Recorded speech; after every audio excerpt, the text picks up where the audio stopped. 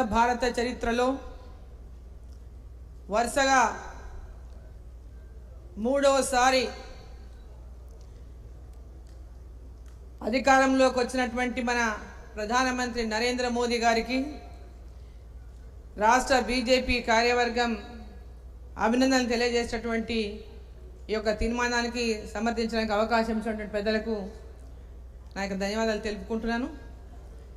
మరి ముఖ్యంగా ఈ ఎన్నికలు 2024 ఏప్రిల్ మేలో జరిగినటువంటి పార్లమెంట్ ఎన్నికల్లో తెలంగాణ రాష్ట్రంలో ఉన్నటువంటి 17 పార్లమెంటు స్థానాల్లో 8 స్థానాలు అధికారంలో ఉన్నటువంటి కాంగ్రెస్ పార్టీకి సమానంగా 8 స్థానాల్లో భారతీయ జనతా పార్టీ విజయం సాధించిన నేపథ్యంలో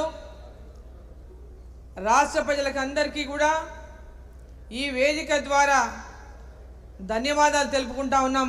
భారతీయ జనతా పార్టీ రాష్ట్ర కార్యవర్గం అంతా కూడా మొన్న ఎన్నికల్లో మనం చూసినాం. ఈ యొక్క అధికార పార్టీ ఎన్ని రకాలుగా భారతీయ జనతా పార్టీ పెద్ద ఎత్తున స్థానాలు గెలుస్తూ ఉంది. తెలంగాణ రాష్ట్రంలో మొన్న జరిగినటువంటి అసెంబ్లీ ఎన్నికల్లో బీఆర్ఎస్ పార్టీ మీద వ్యతిరేకతతోనే కాంగ్రెస్ పార్టీకి ఓటు ఇచ్చి అధికారంలోకి తీసుకొచ్చిండ్రు. ఈరోజు దేశంలో నరేంద్ర మోదీ గారు మళ్ళీ ప్రధానమంత్రిగా కావాలని ప్రజలు కోరుకుంటా ఉన్నారు. తెలంగాణ వ్యాప్తంగా కూడా నరేంద్ర మోదీ గారి నాయకత్వంలో భారతీయ జనతా పార్టీని అత్యధిక స్థానాల్లో గెలిపించడానికి ప్రజలు సిద్ధంగా ఉన్నారని అనేక సర్వేలు తెలిపినటువంటి నేపథ్యంలో కాంగ్రెస్ పార్టీ చివరికి ఓటమి భయంతో ఆ 8 స్థానాలు కూడా రావనేటటువంటి నమ్మకం 3-4 స్థానాల కంటే ఎక్కువ గెలవదు అని అన్ని సర్వేలు చెప్పినటువంటి నేపథ్యంలో ఏ విధంగానైనా ఈ యొక్క గెలుపును అడ్డుకోవాలని అనేక రకమైనటువంటి కుట్రలు పన్నింది కాంగ్రెస్ పార్టీ. 400 స్థానాలు గెలిస్తే బీజేపీ రిజర్వేషన్ అని ఎత్తేస్తున్నటువంటి దుష్ప్రచారాన్ని చేసిండు.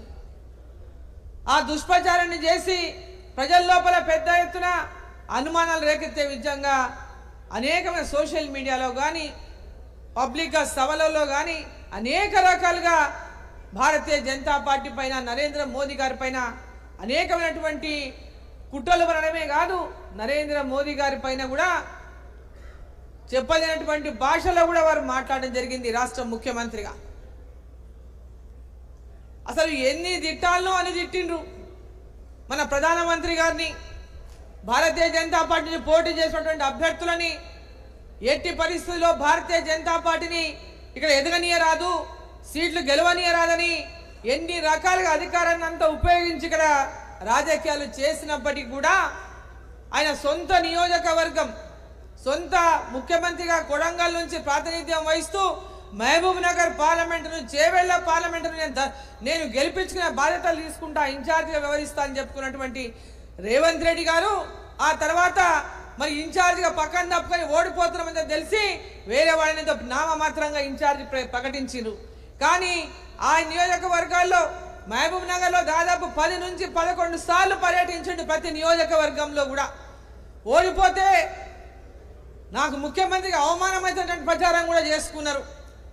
అనేక రకాలుగా ఒక్కొక్క పార్లమెంటు స్థానంలో ప్రచారానికి వెళ్ళినప్పుడు అక్కడ ఉన్నటువంటి దేవుళ్ళ మీద కూడా ప్రమాణాలు చేసిండు.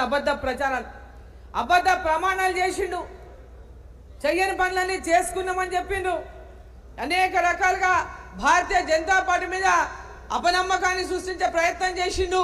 కేంద్రం నిధులు ఇస్తలేదను, మన నిర్లక్ష్యం చేస్తుందని, తెలంగాణను పక్కన పడేసిందని అనేక రకాలుగా బీఆర్ఎస్ పార్టీ నాయకుడు ఆనాడు ఏ విధంగా మాట్లాడిండో అదే రకమైనటువంటి భాషతో ఆయనకు ఏమాత్రం కూడా తీసిపోకుండా రేవంత్ రెడ్డి కూడా మాట్లాడిండు.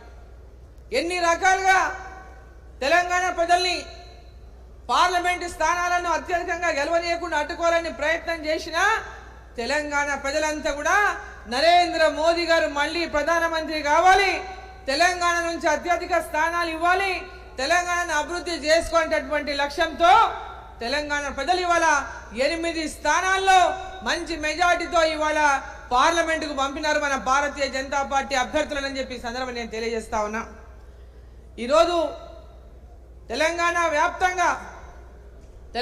వ్యాప్తంగా కూడా ప్రజలంతా కూడా కోరుకున్నారు ఒక బలమైనటువంటి నాయకత్వం ఉన్నటువంటి ప్రతి చోట కూడా ఈ యొక్క అధికార పార్టీని ఎదుర్కోవాలంటే ఖచ్చితంగా ఒక గట్టి ఆపోజిషన్ ఉండాలని గట్టిగా